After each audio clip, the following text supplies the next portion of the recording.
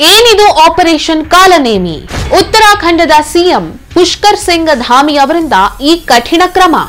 ನಕಲಿ ಬಾಬಾಗಳನ್ನ ಪತ್ತೆ ಹಚ್ಚುವಾಗ ಸಿಕ್ಕಿಬಿದ್ದ ಅಕ್ರಮ ಬಾಂಗ್ಲಾ ವಲಸಿಗ.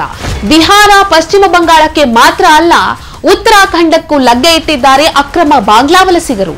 ಈ ಅಕ್ರಮ ಬಾಂಗ್ಲಾ ವಲಸಿಗ ಸಿಕ್ಕಿಬಿದ್ದಿದ್ ಹೇಗೆ?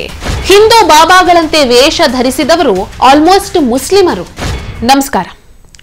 ಬಾಂಗ್ಲಾದೇಶದ ಪ್ರಜೆಗಳು ಅಕ್ರಮವಾಗಿ ಭಾರತಕ್ಕೆ ನುಸುಳಿ Aadhaar card, ration card, voter ID ಅಂತಹ ಪ್ರಮುಖ ದಾಖಲೆಗಳನ್ನ ಇವರು ನಕಲಿ ದಾಖಲೆಗಳನ್ನ ಮಾಡಿಕೊಂಡು ಭಾರತದಲ್ಲೇ ಬೀಡು ಬಿಟ್ಟಿರುವಂತಹ ವಿಚಾರ ನಿಮ್ಗೆಲ್ರಿಗೂ ಗೊತ್ತೇ ಇದೆ.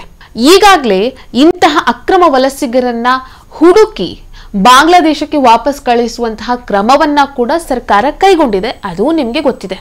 ಈ ರೀತಿ ಮಾಡಿ ಭಾರತಕ್ಕೆ ನುಸುಳಿದ್ರೆ ಗೊತ್ತಾಗುತ್ತೆ ಅಂತ ಈಗ ಭಾರತಕ್ಕೆ ನುಸುಳೋದಕ್ಕೆ ಇನ್ನೊಂದು ಮಾರ್ಗವನ್ನ ಕಂಡುಕೊಂಡಿದ್ದಾರೆ. ಆ ಮಾರ್ಗ ಯಾವುದು ಅಂತ ಹೇಳಿದ್ರೆ, ಹಿಂದೂ ಬಾಬಾಗಳಿದ್ದಾರಲ್ವಾ, ಆ ಬಾಬಾಗಳ ರೀತಿ ಇವರು ಕೂಡ ತಮ್ಮ ವೇಷವನ್ನ ಮರೆಸಿಕೊಂಡು ಭಾರತಕ್ಕೆ ನುಸುಳುವಂತಹ ಒಂದು ಹೊಸ ಪ್ರಯತ್ನವನ್ನ ಮಾಡಿದ್ದಾರೆ. ಆದ್ರೆ ಈ ಪ್ರಯತ್ನ ವಿಫಲ ಆಗಿದೆ. ಹೀಗೆ ಭಾರತಕ್ಕೆ ಲಗ್ಗೆ ಇಟ್ಟ ಈ ಅಕ್ರಮ ಬಾಂಗ್ಲಾ ವಲಸಿಗ ಯಾರು? ಇವನು ಸಿಕ್ಕಿ ಬಿದ್ದಿದ್ದು ಹೇಗೆ? ಇದನ್ನ ಹೇಳ್ತೀನಿ. ಉತ್ತರಾಖಂಡದ ಸಿಎಂ ಪುಷ್ಕರ್ ಸಿಂಗ್ ಧಾಮಿ ಅವರು ಆಪರೇಷನ್ ಕಾಲನೇಮಿ ಅನ್ನುವಂತಹ ಹೆಸರಿನಲ್ಲಿ ಹಿಂದೂ ಬಾಬಾಗಳ ರೀತಿಯಲ್ಲಿ ವೇಷವನ್ನ ಮರೆಸಿ ಜನರನ್ನ ವಂಚಿಸುವವರ ವಿರುದ್ಧ ಕಠಿಣ ಕ್ರಮ ಕೈಗೊಳ್ಳಬೇಕು ಅಂತ ಹೇಳಿ ಒಂದು ಆದೇಶವನ್ನ ಹೊರಡಿಸಿದ್ರು. ಈ ಕ್ರಮಕ್ಕೆ ಆಪರೇಷನ್ ಕಾಲನೇಮಿ ಅಂತ ಹೆಸರಿಡೋದಕ್ಕೆ ಕಾರಣ ಏನು ಅಂತ ಹೇಳಿದ್ರೆ, ಕಾಲನೇಮಿ ಅನ್ನುವಂತಹ ಒಬ್ಬ ಅಸುರ ವೇಷವನ್ನ ಬದಲಾಯಿಸಿ ಸನ್ಯಾಸಿಗಳನ್ನ, ಋಷಿ ಮುನಿಗಳನ್ನೆಲ್ಲ ಪೀಡಿಸ್ತಿದ್ದಂತೆ.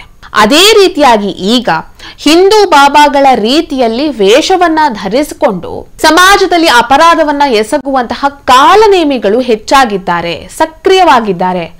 ಇಂಥವರನ್ನ ಹೆಡೆಮುರಿ ಕಟ್ಟೋದಕ್ಕಾಗಿಯೇ ಈ ಒಂದು ಕ್ರಮಕ್ಕೆ ಆಪರೇಷನ್ ಕಾಲನೇಮಿ ಅಂತ ಹೆಸರಿಟ್ಟಿದ್ದೇವೆ ಅಂತ ಹೇಳಿ ಪುಷ್ಕರ್ ಸಿಂಗ್ ಧಾಮಿ ಅವರು ಹೇಳಿದ್ದಾರೆ. ಇವರು ಆಪರೇಷನ್ ಕಾಲನೇಮಿ ಅನ್ನುವಂತಹ ಕ್ರಮವನ್ನ ಕೈಗೊಳ್ಳೋದಕ್ಕೆ ಕಾರಣ ಏನು ಅಂತ ಹೇಳಿದ್ರೆ, ಚಾರ್ ಧಾಮ್ ಮತ್ತು ಕನ್ವರ್ ಯಾತ್ರೆಯ ಸಂದರ್ಭದಲ್ಲಿ ಉತ್ತರಾಖಂಡ್ಗೆ 38 ಲಕ್ಷಕ್ಕೂ ಅಧಿಕ ಭಕ್ತರು ಆಗಮಿಸ್ತಾರೆ. ಈ ಸಂದರ್ಭದಲ್ಲಿ ಉತ್ತರಾಖಂಡದಲ್ಲಿ ಹಿಂದೂ ಬಾಬಾಗಳ ರೀತಿಯಲ್ಲಿ ವೇಷವನ್ನ ಧರಿಸಿಕೊಂಡು ಬಂದಿರುವಂತಹ ಭಕ್ತರಿಂದ ಹಣವನ್ನ ತೆಗೆದುಕೊಳ್ಳುವಂತಹ, ಅಂದ್ರೆ ಭಕ್ತರನ್ನ ವಂಚಿಸಿ ಅವರಿಂದ ಹಣವನ್ನ ತೆಗೆದುಕೊಳ್ಳುವಂತಹ ಒಂದು ಜಾಲ ಉತ್ತರಾಖಂಡದಲ್ಲಿದೆ. ಸೊ ಈ ರೀತಿ ವಂಚಿಸುವವರನ್ನ ಬಂಧಿಸೋದಕ್ಕಾಗಿಯೇ, ಇಂಥವರನ್ನ ಕಂಡು ಹಿಡಿಯೋದಕ್ಕಾಗಿಯೇ ಈ ಒಂದು ಆಪರೇಷನ್ ಕಾಲನೇಮಿ ಅನ್ನುವಂತಹ ಕ್ರಮವನ್ನ ಉತ್ತರಾಖಂಡದಲ್ಲಿ ತೆಗೆದುಕೊಳ್ಳಲಾಗಿದೆ. ಈ ರೀತಿಯಾಗಿ ನಕಲಿ ಬಾಬಾಗಳನ್ನ ಪತ್ತೆ ಹಚ್ಚುವಂತಹ ಸಂದರ್ಭದಲ್ಲಿ ಹರಿದ್ವಾರದಲ್ಲಿ 50 ನಕಲಿ ಬಾಬಾಗಳು, ಡೆಹರಾಡೂನ್ನಲ್ಲಿ 144, ಉಧಮ್ ಸಿಂಗ್ ನಗರದಲ್ಲಿ 65 ನಕಲಿ ಬಾಬಾಗಳು ಪತ್ತೆಯಾಗಿದ್ದಾರೆ. ಒಟ್ಟು 259ಕ್ಕೂ ಅಧಿಕ ನಕಲಿ ಬಾಬಾಗಳನ್ನ ಪೊಲೀಸರು ಬಂಧಿಸಿದ್ದಾರೆ.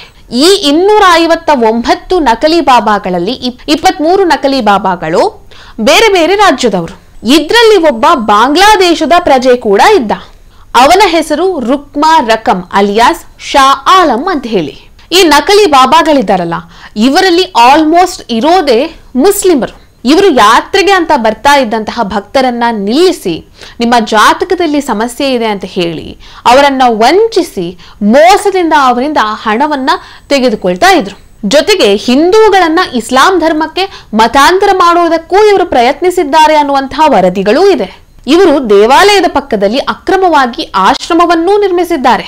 ಸೊ ಈ ರೀತಿ ಆಗ್ತಾ ಇರುವಂತದ್ದು ಇದು ಹಿಂದೂ ಧರ್ಮದ ಮೇಲೆ ಬೀಳುವಂತಹ ಬಹಳ ದೊಡ್ಡ ಪೆಟ್ಟು. ಇದರಿಂದಾಗಿ ಹಿಂದೂ ಬಾಬಾಗಳ ಮೇಲೂ ಕೂಡ ಕೆಟ್ಟ ಹೆಸರು ಬರುತ್ತೆ. ಸೊ ಇದೆಲ್ಲವನ್ನ ನಿಲ್ಲಿಸೋದಕ್ಕಾಗಿ ಉತ್ತರಾಖಂಡ ಸರ್ಕಾರ ಇಂತಹ ಒಂದು ಕಠಿಣ ಕ್ರಮವನ್ನ ಕೈಗೊಂಡಿದೆ. ಈ ಒಂದು ಕಾರ್ಯಾಚರಣೆ ನಡೆಸಬೇಕಾದ್ರೆ ಬಾಂಗ್ಲಾದೇಶದ ಅಕ್ರಮ ವಲಸಿಗ ಕೂಡ ಇದರಲ್ಲಿ ಸಿಕ್ಕಿಬಿದ್ದಿದ್ದಾನೆ.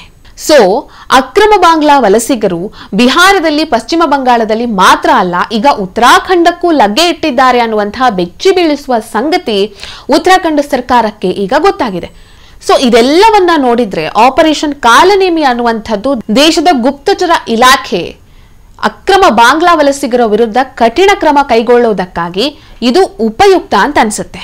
ಇನ್ನು ಎರಡನೇದಾಗಿ ಉತ್ತರಾಖಂಡ ಸರ್ಕಾರದ ಈ ಒಂದು ಕ್ರಮ ಯಾತ್ರಾರ್ಥಿಗಳ ಸುರಕ್ಷತೆಯ ದೃಷ್ಟಿಯಿಂದ ಇದೊಂದು ಒಳ್ಳೆಯ ಕ್ರಮ. ಈ ನಕಲಿ ಬಾಬಾಗಳು ಹಿಂದೂ ಧರ್ಮಕ್ಕೆ ಬಹಳ ದೊಡ್ಡ ಕಳಂಕ. ಈ ನಕಲಿ ಬಾಬಾಗಳಿಂದ ಸಾಧು ಸಂತರ ಮೇಲೆ ಗೌರವ ಕಡಿಮೆ ಆಗ್ತಾ ಇತ್ತು. ಸೊ ಉತ್ತರಾಖಂಡ ಸರ್ಕಾರದ ಈ ಕ್ರಮದಿಂದ ನಿಜವಾದ ಸಾಧು ಸಂತರುಗಳ ಮೇಲೆ ಗೌರವ ಹೆಚ್ಚುತ್ತೆ. ಈ ವಿಡಿಯೋ ನಿಮಗೆ ಇಷ್ಟ ಆಗಿದ್ದಲ್ಲಿ ಲೈಕ್ ಮಾಡಿ, ಶೇರ್ ಮಾಡಿ, ಕಮೆಂಟ್ ಮಾಡಿ. ನೀವಿನ್ನೂ ನಮ್ಮ ಹೊಸದಿಗಂತ ಡಿಜಿಟಲ್ ಚಾನೆಲ್ ಅನ್ನು ಸಬ್ಸ್ಕ್ರೈಬ್ ಮಾಡಲಿಲ್ಲ ಅಂದ್ರೆ ದಯವಿಟ್ಟು ಸಬ್ಸ್ಕ್ರೈಬ್ ಮಾಡಿ. ಹೆಚ್ಚಿನ ಮಾಹಿತಿಗಾಗಿ ಪಕ್ಕದಲ್ಲಿರುವಂತಹ ಬೆಲ್ ಐಕಾನ್ ಅನ್ನು ಪ್ರೆಸ್ ಮಾಡಿ.